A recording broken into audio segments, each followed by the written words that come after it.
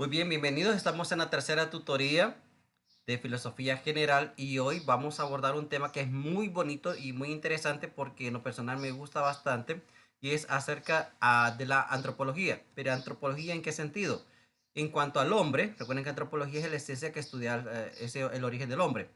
Y de manera muy particular vamos a enfocarnos hoy al problema del hombre. ¿Será que el hombre tiene problemas? ¿Qué tipo de problemas tiene? No es de la parte psicológica, porque eso es otro asunto, sino más profundo todavía, es decir, su realidad existencial, su realidad como ser humano, su realidad como hombre, como mujer, y pues identificar exactamente qué es el problema que enfrenta el ser humano. Vamos a ir viendo, si hay preguntas, me van ustedes inmediatamente haciendo, ¿verdad? Las interrogantes para poder dar respuesta. O si hay comentarios, también ustedes pueden intervenir, ¿verdad? Recuerden que tienen el espacio para poder hacerlo. Y así de manera muy breve para que aprovechemos el tiempo. Bien, el problema del hombre, los subtemas que vamos a ver. Fenómeno y esencia, la crítica a Platón, las ciencias de Aristóteles, la organización de la naturaleza, la estructura de la realidad y su origen, la influencia aristotélica en la sociedad feudal, los estoicos y los epicúreos. Son pequeños subtemas, como les digo, no son tan desarrollados, sino que vamos a ir directamente a lo que nos llama más la atención. Bien, nosotros como personas somos tan diferentes unos de otros, somos tan distintos, que nos llegamos a preguntar por qué soy como soy. O los que son padres de familia y tienen uno o dos hijos o más, se pueden preguntar también la misma cuestión. Es decir, ¿por qué mis hijos son tan diferentes? ¿Por qué este me salió así? ¿Por qué el otro me salió así? Si están en la misma casa, somos los mismos papás que estamos educándolo, que le estamos formando, pero ¿por qué este tal vez me salió más podemos decir, no sé, como que más detenidito, más pasivo, más tranquilo, más sereno? Y este otro me salió súper hiperactivo. Entonces, nosotros vamos identificando que cada persona es muy distinta. Eso ya lo sabemos, no es nada nuevo. Ahora, lo que tenemos que identificar es qué es lo que nos hace a nosotros ser así. ¿Qué es lo que nos ha hecho a nosotros actuar de esa manera? ¿Por qué hablamos de esa forma? ¿Por qué pensamos de esta manera? Nosotros quisiéramos transformar el mundo muchas veces, pero a veces necesitamos también empezar a transformar nuestra propia historia. Y para eso, en el campo filosófico nos va a adentrar en una dirección tan importante que es lo más interior de la persona, lo más interno, es decir, y cuando me refiero al interno no es de que voy a hacer tal vez la dualidad entre que dice Platón de cuerpo y alma, ¿no? O esa materia y espíritu, no, sino que es ver aquello o tratar de identificar aquello que me hace ser lo que yo soy, lo que hace ser a los demás, pero también lo que hace a las cosas de lo que existe, lo que está alrededor de toda esa fenomenología que existe, que está fuera de mí, lo que hace ser que cada cosa sea lo que es. Ahora bien, para esto nos vamos a enfocar a algunos filósofos que han abordado también cierto tipo de teorías que han tratado de explicar por qué el hombre, ¿verdad?, es tan complicado. No hay nada más difícil en este mundo que trabajar con personas. No hay nada más difícil, más complicado que trabajar con seres humanos. Usted puede trabajar con animales, los va a adiestrar y el animal va a aprender. Hasta cierta medida, pues, va a repetir o va a repetir patrones, por lo menos. Pero si usted le dice a una persona, arregle su cuarto, y le dijo ahorita, y al ratito, arregle su cuarto, y le dice al rato otra vez, arregle su cuarto, y puede pasar todo el día diciéndole a cierta persona, arregle su cuarto, y nunca lo arregló. Usted le puede decir a un animalito, venga para acá, y el animalito inmediatamente va, ¿cierto? Si usted llama a un animalito, le hace un ruido, una gallina, que un perro, qué sé yo, si usted le hace cierto tipo de ruido, el animal está en cierto momento comprendiendo, podemos decir entre comillas, comprendiendo, ¿verdad? De que se le está llamando. Y el animal viene. Y si uno le dice, y el animal se queda más adelantito, no, entonces uno le hace la señal que venga aquí a la par y el animal se atreve a acercar a donde uno le está dando la orden. Pero si usted le dice a la persona que arregle el cuarto, puede pasar todo el día y no va. Y se supone que la gran diferencia es de que nosotros los seres humanos con los animales irracionales es eso mismo, la razón. Entonces, si nosotros que somos racionales, que comprendemos más, ¿por qué no atendemos a lo que nos están diciendo? Si yo sé que algo me hace daño y lo sigo repitiendo, lo sigo haciendo, lo sigo haciendo, entonces, ¿por qué? Si se supone que yo tengo uso de razón y que soy más inteligente que un animal, Entonces, ¿por qué sigo repitiendo los mismos patrones? ¿Por qué? Ahora bien, ¿de qué trata toda esta cuestión? Algunos filósofos han dicho de que eso que nosotros nos impulsa a hacer las cosas, eso que nos hace a nosotros ser diferentes a los demás, proviene de dos cosas, fenómeno y esencia. Fenómeno es todo aquello que acontece, que está realizándose progresivamente, que se está repitiendo constantemente.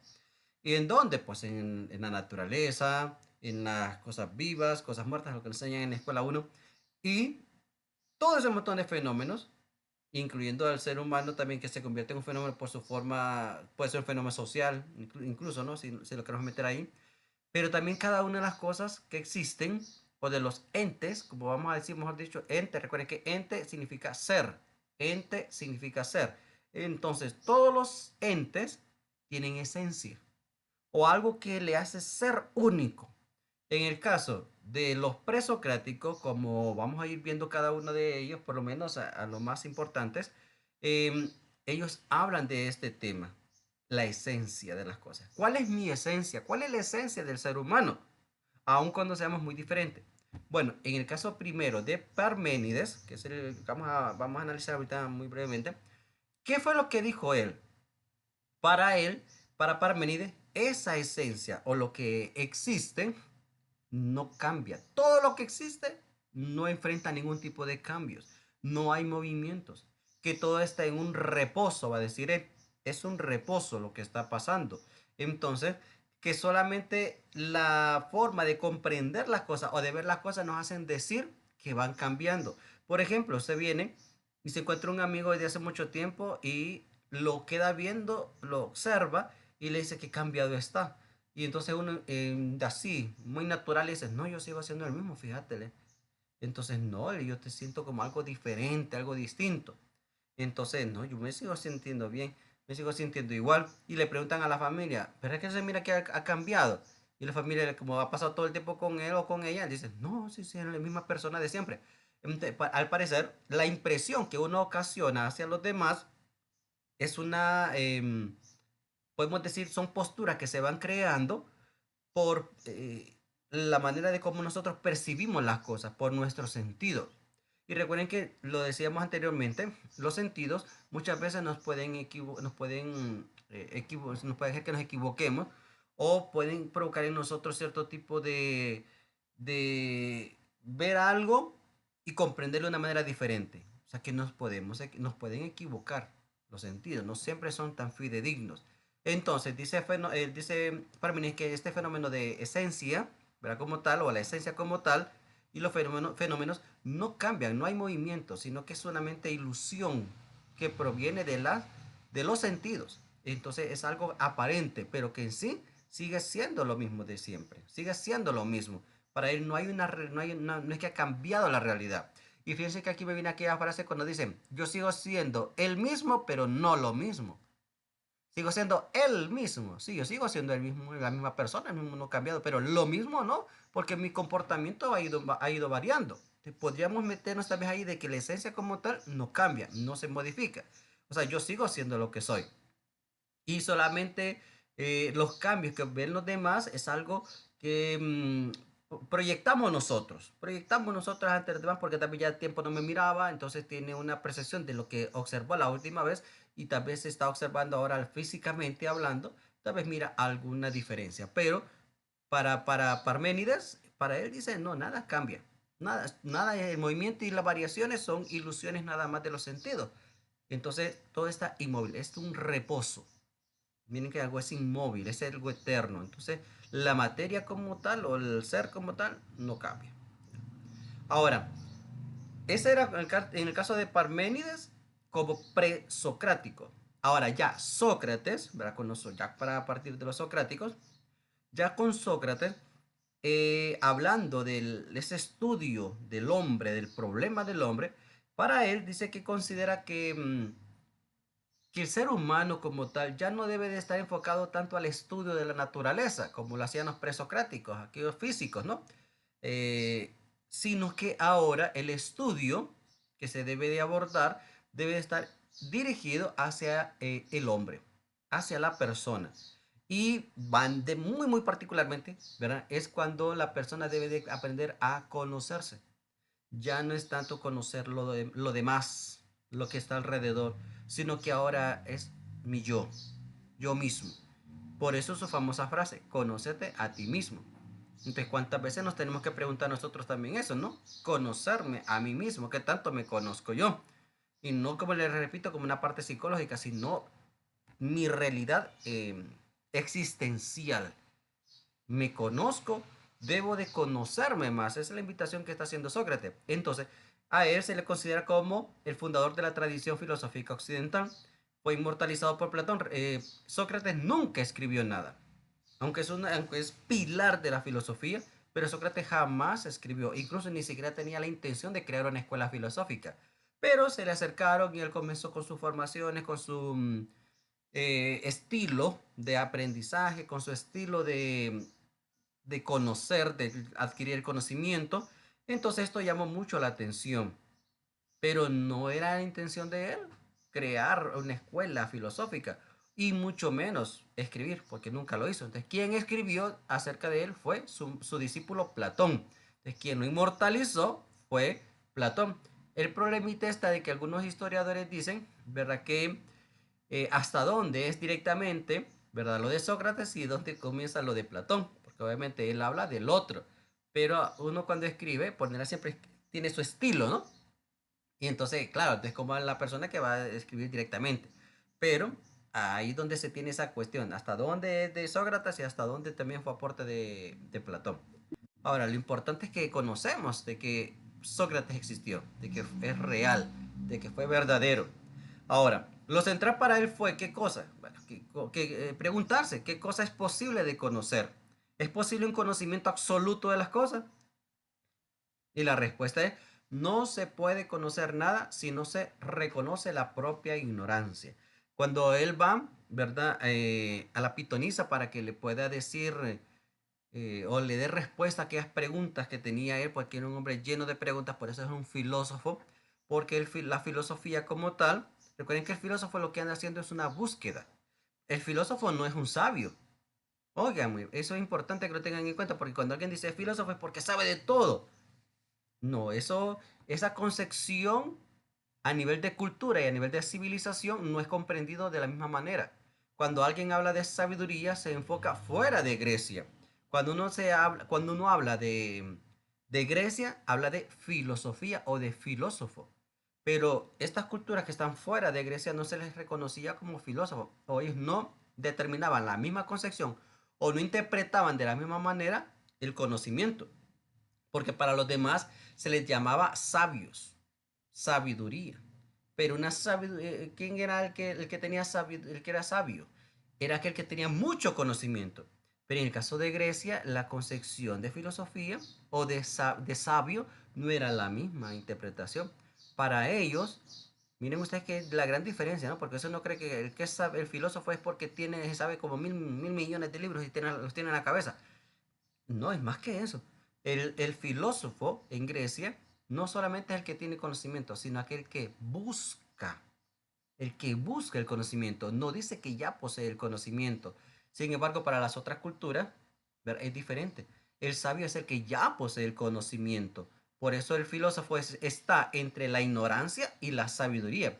Ignorancia porque reconoce que no todo lo sabe. Y la sabiduría porque si hay un campo de búsqueda de querer saber, de que está sediento del saber. Entonces, miren ustedes qué interesante, no es poder distinguir que a nivel cultural o a nivel de civilizaciones, esa palabra sabiduría o filosofía no es interpretado de la misma manera. No es interpretado igual. Y en el caso de Sócrates, él se consideraba que era una persona ignorante, porque tenía muchas preguntas, tenía muchas dudas, y en la medida que él iba observando, iba platicando, conversando, ayudaba a que los demás también reconocieran su propia ignorancia. Por eso él, cuando fue a la pitonisa, ¿verdad? En el oráculo de Delfos, y entonces ella le responde a la pregunta que a quién es el hombre más sabio, el hombre más entendido de Atenas, y ella responde, ¿verdad? Da como revelación, podríamos decir, divina, diciendo de que el más sabio de todos era Sócrates. ¿Por qué? Porque simplemente él reconocía que no sabía.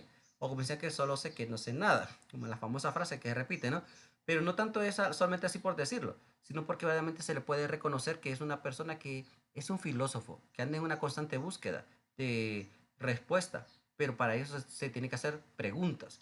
Ahora bien, ¿qué es lo que hacía él? ¿Qué método utilizaba? El método irónico, el método de la ironía. ¿Y qué es eso de la ironía? El mejor instrumento principal de su método era la interrogación. Él hablaba las cosas, ¿verdad? Haciéndose como el que no sabe, como el que no sabe, y entonces como dicen, qué irónico son lo que estás diciendo. O sea que está hablando de una manera para que entienda la otra persona, que está sencillamente haciéndose pasar por quien no sabe, por el ignorante, pero siempre tiene un conocimiento, siempre un ápice de conocimiento. Y entonces nosotros vamos identificando aquí de que el ser irónico es porque hay un grado de verdad y porque hay un grado de conocimiento. Pero no es que se tenga con todo el conocimiento, tener el conocimiento pleno. Allí entonces donde va a utilizar ese método tan importante a la paz de la ironía, la mayéutica, es el arte de saber preguntar, el arte de preguntar. A veces hacemos preguntas que no es que estén malas, no es que sean incorrectas, sino que sencillamente están mal formuladas. Pero las preguntas son muy importantes. Entonces Sócrates utilizaba bastante este método, la mayéutica, y eso era para preguntar, preguntar, preguntar. Alguien llegaba a hacerle una consulta a él y él por medio de la mayéutica empezaba a ayudar, encaminaba a la persona para que él mismo se diera cuenta o del error que estaba cometiendo o para que se diera cuenta de la respuesta que ya lo poseía. Él no daba la respuesta, solamente ayudaba nada más. En el caso de Platón, discípulo de Sócrates, él se va a hacer una pregunta. ¿Cómo es posible el conocimiento? ¿Cómo es posible el conocimiento? Entonces, lo mismo que ya se estaba preguntando Sócrates, el conocimiento, el conocer, por eso el conócete a ti mismo a nivel de ser humano, Platón sigue haciendo esta pregunta a imitación de su maestro Sócrates. ¿Es posible el conocimiento? ¿Se puede llegar al conocimiento? Porque la interrogante es si el hombre puede llegar al conocimiento pleno, que es lo que todos quisiéramos, llegar a tener un conocimiento amplio. Ahora, para él, para Platón, las ideas no provienen de los sentidos, son una constitución intelectual, ¿ok? De la razón, representación en el interior de la mente. Son ideas originales que nosotros tenemos en nuestra mente y que podemos provocar de ahí nuevas ideas. Y eso creo que lo vimos la vez anterior. Dice que el origen de las ideas recurren a la doctrina de los recuerdos. Conocer es para el alma recordar lo que ya había antes de tener cuerpo. Es lo que se conoce como la famosa transmigración del alma. Y ustedes lo pueden ver en la foto, en la imagen que tienen ahí. La transmigración del alma se enfoca en eso, en recordar acontecimientos del pasado, lo que algunos decían, como el famoso déjà vu. Bueno, es muy parecido a eso, pero en el caso de Platón es porque se tiene la idea original, porque hay ideas que son copias de las ideas originales. Entonces, sencillamente lo que nosotros hacemos es recordar algo que ya existe. Cuando yo quiero formular y yo digo, voy a una tienda, voy a comprar una libreta, véndame una libreta, obviamente lo primero que le preguntan es, ¿de cuáles? O sea, porque la idea la tenemos, o sea, yo no voy a venir y le voy a decir, véndame una libreta y me van a entregar esto. No me van a dar esto, porque esto tiene otro concepto, esta es otra idea. Incluso, si yo digo, ¿cómo se llama esto? ¿Cómo se llama esto? Ustedes me van a responder con mucha facilidad, es un lápiz, obvio, ¿no? Me van a responder, este es un lápiz. Pero si yo les pregunto, ¿dónde está ahora? O les hago la pregunta mejor, ¿dónde está el lápiz ahora? Pregunto, ¿dónde está el lápiz ahora? Porque anteriormente lo tenía aquí. Pero ahora mi pregunta es, ¿dónde está el lápiz ahora? A ver, rapidito, para que aprovechemos el tiempo. ¿Dónde se encuentra el lápiz ahora? Si siguiéramos la teoría de Platón. A ver. Antes lo tenía aquí enfrente de mí. Ahora, ¿dónde está el lápiz? A ver. Cualquiera. Encienda su micrófono para que para que lo hagamos así, vayamos, porque esto es filosofar. Esto es filosofar, esto es buscar, esto es pensar, esto es analizar, esto es cuestionar. Ahora, la interrogante de ahorita es, ¿Dónde está el lápiz? Ujú. ¿Dónde quedó el lápiz? Vamos, participaciones, quiero ver participaciones. Lick, bueno, no sé si estoy segura, pero es lo que pienso. Antes de que usted tuviera o que sosteniera el lápiz al frente suyo, yo digo que estaba antes de donde estaba ahora. Entonces yo siento que está donde está antes. Ajá, muy buena reflexión, pero no es la respuesta. Muchas gracias, pero excelente, eso es lo que yo quiero. Vamos a ver, nos dice aquí, quizás lo puso en su escritorio o en una mesa, nos dice Diana. Gracias por responder, pero no es la respuesta. Vamos, pensemos, analicemos. ¿Dónde está el lápiz ahora? Antes lo tenía aquí, ustedes lo podían ver. Ok, incluso voy a repetirlo. Sean muy analíticos, por favor. Aquí está el lápiz. ¿Dónde está ahora el lápiz? Voy a Creo, decir, Hola, Lick, Creo que Hola. sigue ahí mismo porque no lo puso en ningún otro en el lugar. pensamiento, Lick, en el recuerdo. Nick, Ajá. bueno, para mí lo importante no sería saber dónde está el lápiz, sino que ya no está. No, pero la pregunta sí es, yo quiero ver dónde está el lápiz ahora. Es lo que yo sí quiero ver, sí es dónde está. En el pensamiento. ¿Cómo? ¿Cómo? En el recuerdo, Lick, Sí, de que lo porque tuvo uno en se sus está, manos. sí, uno se está Ajá. pensando dónde está el lápiz, dónde lo pudo haber puesto después de que lo tenía en la mano. Ahora, yo pregunto. Entonces Vamos uno, a ver. ujú, Sí, sí, solo para seguir la misma línea. Ahora yo pregunto, ¿cómo era el lápiz? era una pluma. Negro. ¿Seguro? Era delgado. ¿Era delgado? ¿Color negro? Vamos a ver qué tan observadores son ustedes.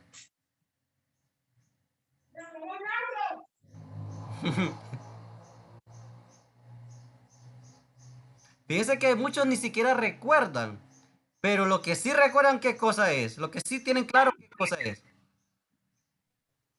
Que era un lápiz, lápiz Es un que estaba en su lápiz. mano. Miren ustedes, que era un lápiz, porque yo... lápiz. Ahora, miren ustedes esto. Vamos a ver. ¿Qué es esto? Un marcador. Un marcador. Y esto fue lo que yo les mostré. Un lápiz. Ujú. Ahora, mi interrogante es, ¿cuál es la diferencia entre estos dos?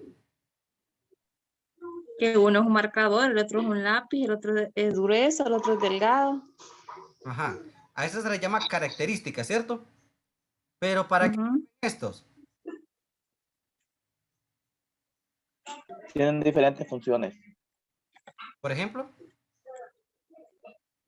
Por ejemplo, en uno podemos escribir perfectamente en una libreta porque va a ser legible.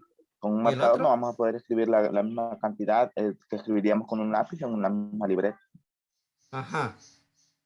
uno escribe más fino y el otro es más grueso. Eso por eso hace que la letra sea más grande. Ok. ¿Y cuál es la función de los dos? Escribir. Escribir, Por rayar, por lo tanto, ¿qué son estos entonces? Son iguales. Que escriben. lápiz. Son Son lápices. lápices. Miren que parece tonto. A veces pareciera que hay muchas cosas que, incluso hay niños que hacen preguntas que parecieran que fueran tontas, pero dicen que no son tontas. El niño está utilizando su razón. El niño está pensando, el niño está observando y están analizando. Y entonces, claro, cuando uno analiza y uno dice, bueno, pero es que esto y esto sirven para lo mismo, para escribir. O sea que la función es que son unos lápices. Nosotros esta función, nosotros la hemos distinguido solamente ¿por qué? Por el valor de la tinta. El valor de la tinta de esta no es la misma de esta, pero las funciones son iguales. Ya vamos a ver un poquito con Aristóteles cómo es la cuestión esta, para que veamos de qué veces hay preguntas que uno dice, qué pregunta más ingenua la tuya, ¿le? O qué preguntita la tuya. Fíjense que no tanto son preguntitas así, no tanto así, sino de que está dando una posición, tiene una postura. de lo que está observando. Pero bueno, vamos a ver. Lick, Diga. y a veces pensamos que son preguntas tontas porque quizás no las analizamos. Así es, exactamente. Como decía aquí, son estímulos externos que nos ayudan a nosotros a recordar. Porque si yo les preguntaba, ¿dónde está el lápiz ahora? El lápiz ahora está sencillo, aquí. No es porque se me metió el lápiz en la cabeza, sino porque se me ha quedado a mí, está en mi mente en forma de idea. Está en forma de idea. Por eso yo perfectamente puedo recordar árbol, seminarmente de un árbol. No sé, que cada quien tendrá la idea de un árbol diferente, ¿no? Pero yo cuando digo árbol, yo no me voy a poner a pensar en una silla, sino que el prototipo, la idea, ese constructo o ese concepto ya está aquí. Porque yo ya tuve la experiencia de haberme enfrentado a ese fenómeno llamado árbol. Yo me enfrenté a esa experiencia y por lo tanto se quedó impregnada en mí y se quedó en forma de idea. Ahora bien, son estímulos que nosotros aprendemos. Miren ustedes que en el caso de Aristóteles, que fue discípulo de Platón, por eso ven estos tres, Sócrates, Platón y Aristóteles, son, podemos decir, una piedra angular en filosofía. En el caso de Aristóteles, que conoció a Platón, fue su discípulo, perteneció a la famosa academia que fue creada por Platón, él asistió a la academia, este vino y fue tan buen estudiante, que él llegó a fundar el famoso liceo. Es como un seguimiento de la academia, podemos decir, ¿no? Ahora, cuestionó a su maestro Platón. ¿Y qué fue lo que le cuestionó? Las ideas. Ese concepto que Platón tenía acerca de las ideas, vino Aristóteles y eso como que no le calzaba. No le calzaba. O sea, para él, esas ideas no son una realidad como lo estamos viendo, como el árbol mismo, como el lápiz mismo. Ustedes están viendo una idea. Pero las ideas, ¿qué significan? Que para que ustedes me puedan decir de que hay un lápiz o que hay un marcador, para saber exactamente que existe, ustedes deberían de conocerlos, deberían de palparlos, deberían de estar ahí, saber aquí es la textura, a ver si es cierto que raya o no, porque puede que sea así y a la hora solo sea un estuche y no raye, sino que solamente tal vez sea un pequeño estuche de recuerdo. Y entonces, ¿qué diríamos? Entonces, tendríamos que enfrentarnos a las cosas, a las realidades. La pregunta, ¿qué papel podría desempeñar un filósofo que no le da importancia a la actividad sensible? La actividad sensible es el conocimiento con las cosas, cuando yo interactúo con el entorno. ¿De qué papel podría desempeñar un filósofo que no le da importancia a la actividad sensible? Bueno, entonces aquí tenemos, la realidad se conoce con ayuda de una doctrina del conocimiento, que establece dos órdenes del conocimiento. Uno, hay un conocimiento esencial que va de lo esencial a lo general. O como decimos nosotros, va de lo menor a lo mayor. De lo menor a lo mayor, es decir, hay un conocimiento o hay un tipo de trabajo que nosotros podemos hacer, que es un método que se llama método inductivo, de lo particular a lo universal. Entonces, nosotros, para dar respuesta a esta pregunta de que qué papel desempeña el filósofo si no le da importancia a las actividades sensibles, tenemos que identificar también qué tipo de investigación estamos haciendo para decir que el conocimiento está llegando a nosotros. Y una de las maneras que podemos nosotros llegar al conocimiento y para que verdaderamente un filósofo como tal le dé la importancia a la actividad sensible es que tiene que adentrarse a esa realidad. Y una de las formas es hacer una investigación de lo particular a lo general, pero también tiene que hacer un conocimiento sensible o de lo individual. Entonces, se va a partir de los sentidos. Y entonces eso nos va a proporcionar a nosotros un conocimiento que proviene del grado de la experiencia que hemos tenido nosotros. Nosotros vamos a interactuar con los fenómenos. Tenemos que adentrarnos a conocer los fenómenos. Si nosotros no nos adentramos, entonces nunca vamos a tener conocimiento. Hay personas que han aprendido a tocar guitarra de forma empírica. Es decir, nadie le enseñó, sino que aprendieron solos. Pero ¿cómo aprendió? Porque empezó a agarrar una guitarra, empezó a agarrar cualquier instrumento musical. Y entonces, claro, a medida que fue interactuando con ellos, fue aprendiendo. Bueno, sigamos. En Aristóteles, la naturaleza no trabaja al azar, sino que tiene sus propias leyes. Para Aristóteles, la naturaleza o el mundo de la naturaleza está compuesto por sustancias primeras. sustancias primeras o sustancias individuales. Miren que este tema es buenísimo, muy bueno. ¿Por qué? Porque aquí nosotros identificamos de que todas las cosas que existen tienen materia y tienen forma. Materia es de lo que está constituido y forma es lo que hace que eso sea diferente a otras realidades. Entonces, identificamos nosotros una gallina. Identificamos una gallina. ¿Cómo ustedes identifican a una gallina? A ver. ¿Cómo identifican una gallina? Si a usted le pusiera una venda en los ojos y en una cajita tapada, le dicen, meta la mano y dígame qué es lo que hay allí. ¿Cómo haría usted para identificar que eso es una gallina? Bueno, buenos días otra vez. Buenos días. Hay que recordar que solo vamos a tener la venda, o sea que ya lo vimos, la identificaríamos con los recuerdos. No la hemos Porque, visto. Supongamos que le pongo una cajita ahí, le vendo, le voy a vendar, sí, digo, identifíqueme lo que es ahí. Todavía no la he visto. sí, pero antes de eso ya sabíamos que las gallinas existían. Ah, ya, ok, ya. En- Ahora sí ya comprendo. ajá. Entonces las íbamos a reconocer a través de los recuerdos, sabiendo la textura de las plumas de la gallina, que no se van a comparar con otras. Yo creo que sería básico para mí, bueno, nosotros que vivimos en área donde sí hay gallina, ¿verdad? La textura de las plumas. Yo con eso identificaría una gallina. ¿Y El usted va en sonido que hace consonancia? también. ¿Mande? El sonido que hacen. Ajá, muy bien, el sonido que hacen. Pero fundamentalmente me voy a ir por lo que nos decían ahorita estos dos compañeros. Y por lo que decía Catherine también, por la pluma. Porque usted nunca ha visto una gallina lisa, ¿verdad? Es decir, sin pluma. La gallina por naturaleza tiene plumas. ¿Verdad? Tiene plumas, no es piel lisita, no tiene pelos. Es pluma lo que tiene, son plumas, no es como si usted va a distinguir un gato de una gallina porque las plumas le hacen ser lo que es. Entonces, tenemos la materia. La forma es cuando usted empieza a ver la estructura de aquel animal. ¿Por qué? Ahora, ¿cómo distingue usted quién es una gallina y quién no es un pato? Porque los dos tienen plumas. Volvemos a la textura, Link, porque las plumas de la gallina son más suaves, digamos más accesibles, y las del pato sí son suaves, pero no son tan accesibles, como que uno pasa la mano y no se hunde, sino que se queda. Percibe uno la textura lisa y suave del pato, pero en la gallina percibe lo mismo, pero se puede hundir, se puede sentir más suave. Ok, muy bien. ¿Qué más? Un acolchonado. En las Mucho de- patas. Y que el pato es más picudo. Sí, en las patas también. Las patas, el pico. Miren ustedes qué El cuello más largo. importante es. Miren ustedes. Hola. Ese tipo de cosas son las que nosotros nos ayudan a identificar que todo tiene materia y que todo tiene forma. La materia es de lo que está constituido y la forma es lo que hace que ese animalito sea diferente del pato de la gallina, que sea distinto. Y entonces, este análisis quien lo hizo fue Aristóteles, porque se puso a pensar, analizar y cuestionar que todo tiene materia y que todo tiene forma.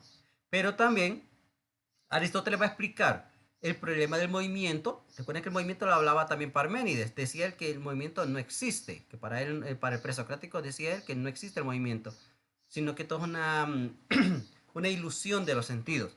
Y Aristóteles dice que el problema del movimiento, o sea, el movimiento es un problema, porque recuerden que el movimiento genera un cambio, genera cambios. Heráclito hablaba de eso. Heráclito decía eso, de que todo estaba en constante movimiento, que todo iba cambiando. Eso lo leyeron ustedes ahorita para el control de lectura. Que eso, entre el contenido ahí decía. Heráclito decía, todo está en constante cambio, todo está en constante movimiento. Pero Aristóteles va a cuestionar ese campo o ese tema del movimiento. Y él dice Aristóteles que basándose en la física, en la fisis, en donde todo está en relación y está conectado, está basado sobre todo en causas y efectos. Todo tiene una causa y todo tiene un efecto. Causa y efecto. Esos temas los estudió Aristóteles. Materia y forma, causa y efecto, sustancias. Y la sustancia, que en este caso vendría a ser la esencia de las cosas, nosotros podemos llegar a conocer las cosas, o nosotros llegamos a conocer las cosas no por su sustancia, sino por algo que hace o que constituye, o por lo menos lo que está alrededor, podemos decir, para darme a entender un poquito mejor. Entonces, hay algo que nosotros no podemos llegar a distinguir cuál es la esencia de las cosas, o las sustancias como tal, pero sí hay algo que nos acerca a nosotros a decir qué es lo que está allí delante de mí, ese fenómeno que está fuera, o que está delante de mí. Y son los famosos accidentes. No es que vino y se atropelló, no. Accidente se le llama a todo aquello que le da forma o que constituye o que conforma esa sustancia. Esa sustancia. Por ejemplo, yo les digo, no, mejor díganme ustedes, ¿cómo son las vacas?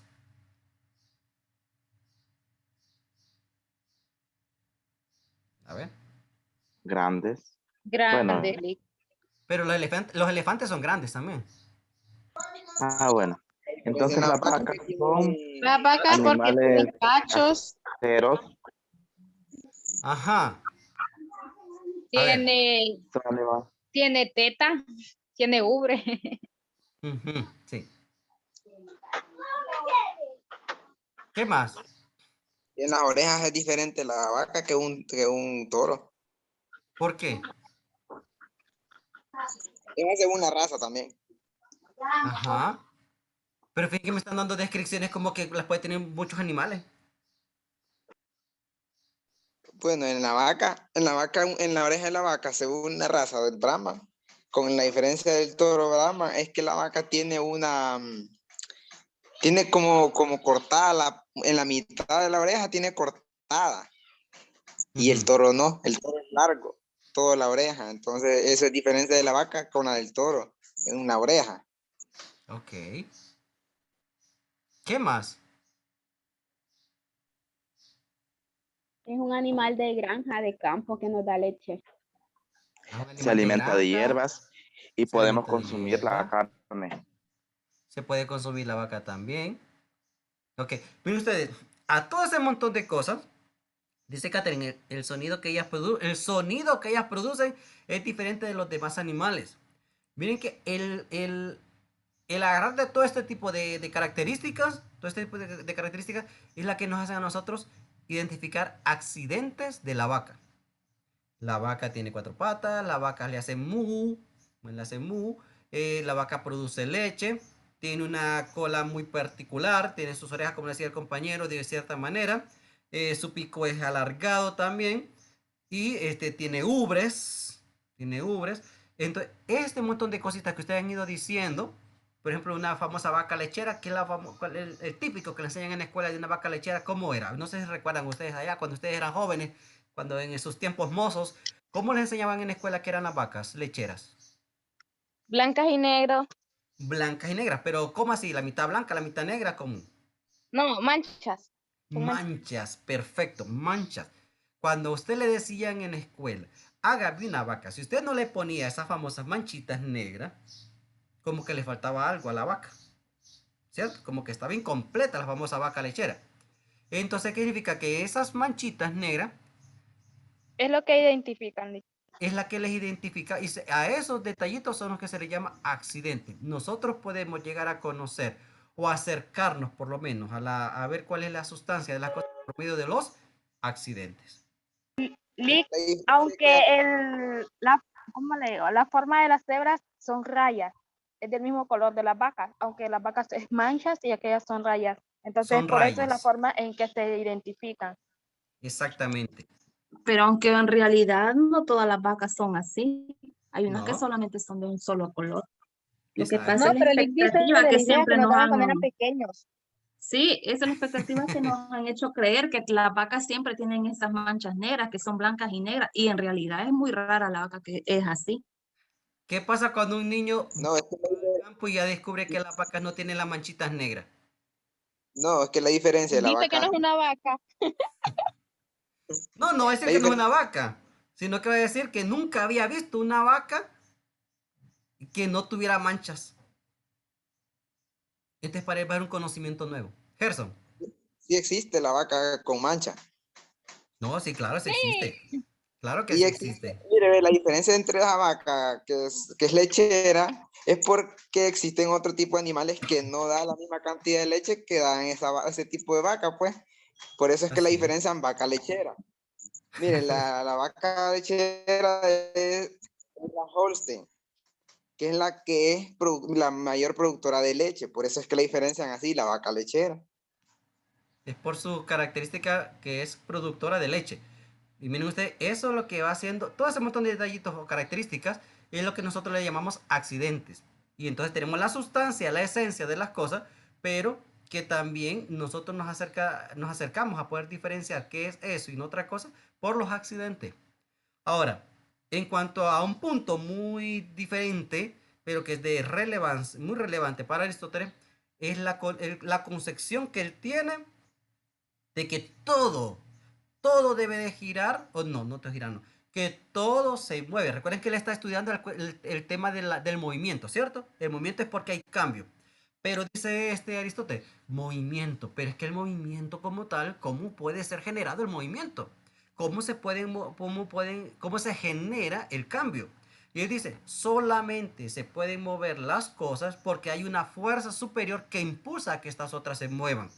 Pero debe de ser un movimiento o una causa incausada, es decir, una causa que nadie la cause.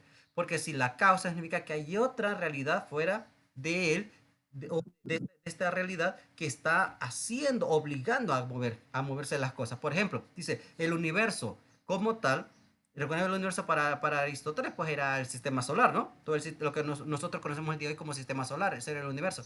Pero, y que consta mucho poder también llegar a ver un cambio en ese tipo de pensamiento. Sin embargo, para él dice, todo debe de ser generado por una fuerza superior. Y a esa fuerza superior él le denominó el primer motor. Que eso, pues, por muchos sería entendido como Dios. Y no estoy hablando de dándole un nombre a Dios, ¿verdad? Porque hay muchos nombres de Dios, dependiendo de las religiones o de las creencias que tenga. Para él, sencillamente, él no era ateo, sino que él creía que había una fuerza superior. Mucha gente dice, yo no soy cristiano, yo no soy islam, yo no soy judío, yo no soy hinduista, no soy budista, pero yo creo en una fuerza superior. Yo considero que existe una energía que mueve todo, pues es un pensamiento bastante aristotélico, porque para él hay una fuerza que mueve todo, que las cosas no se dan al azar, no son azarosas, sino que tiene una explicación, y para él tiene nombre primer motor, o el motor inmóvil, el motor que mueve todo, pero que no es movido.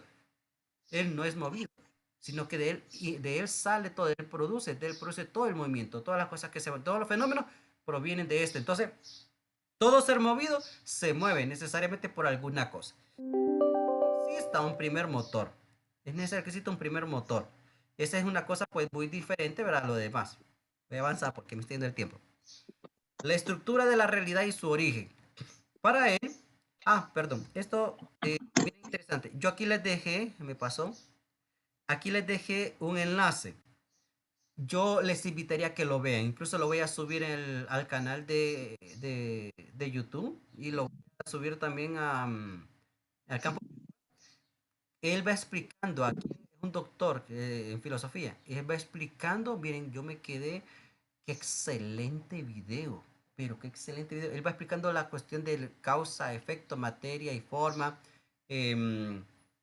¿Cómo se llama la otra? Acto, potencia. Nosotros estamos en potencia porque nos vamos haciendo y una vez que ya lleguemos a hacer nos convertimos en acto. Pero este acto se vuelve a convertir en potencia porque sigue transformando. Entonces, todo este tipo de temas lo está explicando en este enlace que ustedes lo pueden ver ahí, que ahí dice enlace, abajito de la diapositiva. Ahí ustedes lo pueden observar. Esto de igual manera, pues ustedes lo pueden ver posteriormente. Por eso les digo, porque esta estructura, por ejemplo, de la realidad, para él habla del mundo supralunar y él habla del éter, que ya lo habíamos hablado en otras ocasiones. Entonces, para él, toda esa realidad, como ya les decía, esa realidad que existía, el universo, era lo que conocemos el día de hoy como el sistema solar. Y todo lo demás, ¿verdad? Está lleno de éter, que era una sustancia, podemos decir, en cierta medida, que llenaba todo lo que se daba. Cuando no había, donde no existía el vacío, había éter, ¿verdad? Es una postura bien interesante. El hombre es el animal político por excelencia y él es el animal racional y moral. No solamente piensa y razona, sino que también tiene moral. Es decir, que tiene, estudia cierto tipo de comportamientos frente a sí mismo y frente a los demás. Este video se lo voy a dejar a ustedes. Este lo ven ustedes porque es un poquito largo. Dura como 20 minutos más o menos. Y sí me gustaría que también lo observaran. Los padres de la ciencia moderna. Es buenísimo. Les va a ilustrar para cultura general. Créanme que les va a servir muchísimo. Ahora, los últimos temas que yo considero que también son interesantísimos son dos, los estoicos y los epicúreos. Estoicos, yo creo que esos nombres ya los habían escuchado, me imagino. Los estoicos y los epicúreos. Ustedes ven unas hermosas imágenes que tienen allí. Estoico, datos generales. ¿Quién fundó esta escuela estoica? Y fíjense que este tema yo creo que es bien importante porque hay mucha gente que es estoica y hay mucha gente que es epicúrea. Entre los estoicos vamos a ver los detalles y ustedes van a decir cuál de los dos pertenecen. Obviamente, es de carácter libre, ¿verdad? Y seamos muy sinceros, pues si esta cuestión es así, que cada quien tiene su propio pensamiento y se respeta el pensamiento de los demás, se respeta lo que piense porque va a manera de su propia vida, ¿no? Y nadie debe estar dirigiéndole o tomándole decisiones por usted. Si usted es libre, como decimos nosotros en nuestro escudo, somos libres, soberanos, independientes, ¿verdad? Entonces, entre comillas, ¿va? Entonces tenemos que nosotros ver también qué tipo de pensamiento filosófico nosotros tenemos y no nos hemos dado cuenta. Los estoicos, fundada por Zenón de Sitio, así se llama el que la fundó, Zenón de Sitio. Esta escuela filosófica estaba en Atenas y se sitúa entre el año más o menos 306 antes de Cristo. Estaba localizada junto a uno de los pórticos. Pórticos, si lo decimos en la palabra como tal, original, stoas, entonces de ahí viene lo de estoicos. Stoas, estoicos. Y estoa significa pórtico. ¿Qué es un pórtico? Ahí tienen la imagen ustedes a la par. Ejemplo de pórtico. Eso es un pórtico. Lo que ustedes pueden ver ahí. Y esta es la imagen que está abajo, es un pórtico en la actualidad. Así, eso lo podemos ver ya como que, miren, entonces en esos espacios es donde se reunía esta escuela de Zenón, ahí se reunían ellos, en ese pórtico, en ese estoas. Y entonces, este pórtico servía de acceso a la ciudad, ¿verdad? Para poder pasar por ella. Porque el pórtico como tal tenía que ser un lugar amplio, donde la gente podía llegar y movilizarse, entonces era un lugar muy, muy amplio. Por esta razón, a sus discípulos o seguidores se les denominó como los estoicos o filósofos del pórtico. ¿Ok? Ahora, yo les hice una preguntita ahí abajo. ¿Cuál es el pórtico más largo del mundo? ¿Cuál es el pórtico más largo del mundo? Yo les invitaría a que ustedes buscaran eso por cultura general, porque si ustedes vuelven a después, bueno, ir ilustrándose, conocer, volverse más culto, entonces yo les invitaría a que buscaran esto. ¿Cuál es el pórtico más largo del mundo? Y si pueden buscar en video, créanme que se van a asombrar. Van a ver la gran distancia que tiene el pórtico más largo del mundo, que eso es buenísimo. Y cuando usted se encuentre con algún amigo y le pregunta, vos no sabes mucho de cultura de seguro, yo te voy a enseñar un poquito, dígale, ¿verdad? Y un poquito, partiendo de mi humildad, ya te voy a enseñar un poquito cuál es el pórtico más largo que hay en el mundo. Y usted le va a enseñar dónde está. Así que se los dejo como curiosidad. Ya entrándonos a la situación estoica, Zenón de Sitio, el estoico. Ahí tienen ustedes este hermoso rostro, miren. El precepto fundamental o el fin es vivir conforme a la naturaleza. ¿Qué es eso? Vivir conforme a la naturaleza. Pues eso significa vivir según la virtud. Es buscar la virtud, ser persona virtuosa. La verdadera felicidad para el estoico consiste en sentirse libre, pero no de hacer lo que le dé la regalada gana. No, sentirse libre de qué? De cualquier perturbación externa, cualquier situación externa que venga a nosotros, sentirme y verme que soy libre de todo ese tipo de exigencias, un montón de cuestiones que vienen hacia mí. Y para eso yo voy a buscar la famosa ataraxia. ¿Y qué es eso de ataraxia? Es la tranquilidad interna. O sea, yo no me voy a dejar mover por situaciones externas. Mucha gente debería de buscar la ataraxia el día de hoy, más cuando viven solo estresados, viven intranquilos, preocupados, y que es porque se le da tanta importancia a las cuestiones externas que nos afectan nuestra propia vida y hacen que no vivamos con felicidad. Y el estoico busca la felicidad por medio de la ataraxia, la meditación, la tranquilidad. Miren ustedes, y las cosas, perturbaciones que vienen de afuera, pues entonces no se le da tanta importancia. Es la capacidad, capacidad de enfrentarse a las pasiones, superar la debilidad y superar las enfermedades. Ese tipo de personas que son así de que no, a mí lo demás no le doy, no es que me salgo del mundo, no, pero sencillamente no le doy tanta importancia a los problemas. ¿Por qué? Porque si no yo mismo pierdo mi tranquilidad, yo mismo me voy como dicen algunos, me voy a sulfurar la cuestión ahí. Entonces no, a las cosas de allá, lo que voy a dar importancia a lo que yo considero que debe ser importante. los problemas, las enfermedades. No, no, no, no. Eso no. Yo debo buscar la meditación. Eso es ataraxia. Y eso creo que muchos deberían de buscar el día de hoy, porque solo viven amargados, viven enojados, viven esperando a ver que medio le muevan un poquito para poder salir como, como a la defensiva. Mucha gente camina a la defensiva. Hay que darle un poquito, un pequeño sorbito, un sorbito de ataraxia. Capacidad de enfrentarse a las pasiones. Se trata no de moderarse, sino de liberarse de las pasiones y no verse afectado por ellas, con ayuda de la apatía. ¿Qué es eso de apatía? Apatía es libertad, es sentirse libre de toda alteración emocional. Son impulsos que están fuera de control. Si están fuera de control, ¿cómo voy a solucionarlo? Si están fuera de control, no están en mis manos, entonces no puedo hacer nada. Es decir, me voy a frustrar por algo que se escapa de mis manos. No puedo. Entonces, sencillamente, apatía. Es sentirse libre de toda alteración que pueda afectar mis sentidos, mis emociones, mi sensibilidad. Ok. Los estoicos tienen algo que se llama virtud estoica. Los estoicos sostienen que las virtudes aseguran el sabio, aseguran al sabio. Y dicen que es solidario, es activo y proclama el parentesco natural de todos los hombres. Hay actos buenos y hay actos malos. Y para poder identificar cada una de ellas, nosotros tenemos que ser virtuosos. Aprender a identificar las cosas y ver qué es lo que a mí me va a ayudar o me va a perjudicar. Y entonces hago lo que considero que es bueno y desecho lo que es malo. Los epicúreos. La frase, creo que esto sí, algunos otros se identifican mucho con los epicúreos. El placer. Es la búsqueda del placer y es la ausencia del dolor. La ausencia del dolor. Aquí nosotros vemos que los epicúreos vienen de manera particular por su fundador, que se llama Epicuro de Samos. Y dice él que el placer nos acerca a la felicidad. El dolor nos aleja de ella. Pero no solamente buscar un placer por placer, para hacer lo que me dé la regalada gana. No, es un placer que no me dañe. Es un placer que me edifique, un placer que me construye. Aunque hay algunos que han llevado el epicureísmo por una dirección un poquito diferente a la que era originalmente. Ahora muchos lo que hacen es darle rienda suelta a los instintos, a los placeres. Y en el caso de Epicuro se interesó particularmente en los asuntos éticos y antropológicos. Es decir, que va buscando de manera particular de que el conocimiento se degenere a través del placer, pero este debe ser bien entendido. ¿Verdad? Hay que evitar el dolor. Eso es lo que anda buscando de manera muy particular, evitar el dolor, y para evitar el dolor se hace en base a la búsqueda del placer, pero un placer que no me genere más dolor, porque si un placer me genera dolor, entonces no debo de buscar ese tipo de placer, ¿cierto? Porque a veces puede suceder eso. Entonces, si algo que es placentero me va a provocar un dolor, evito entonces ese tipo de placer. Miren, eso porque hay algunos que dicen que mete más epicureístas, dicen porque es libre, porque como lo que busco es el placer, entonces todo lo que... No, tampoco, ¿no?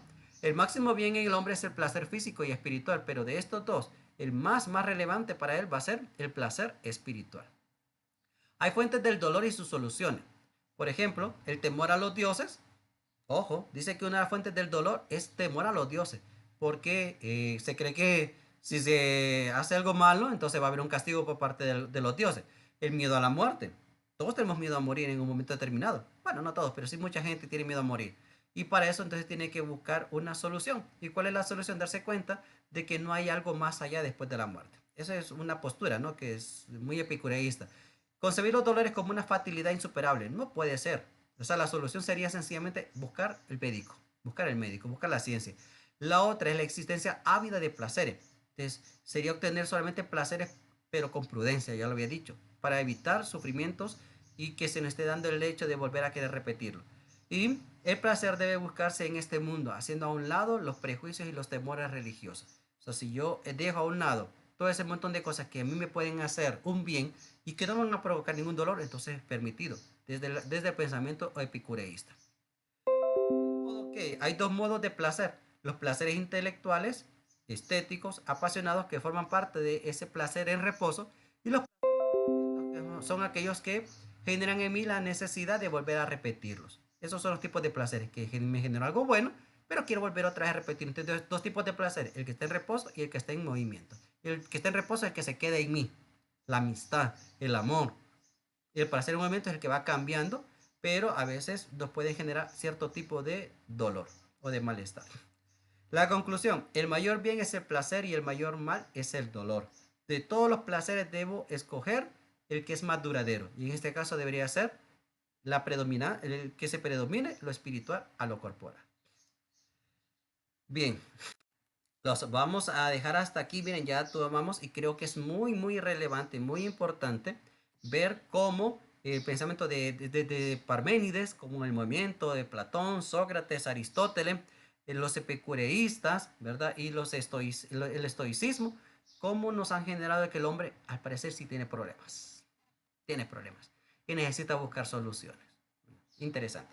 Bueno, vamos hasta aquí. No sé si alguien solo en unos 2, 3 minutos quisiera dar alguna participación, algún comentario acerca de lo que hoy hemos analizado, lo que hemos visto.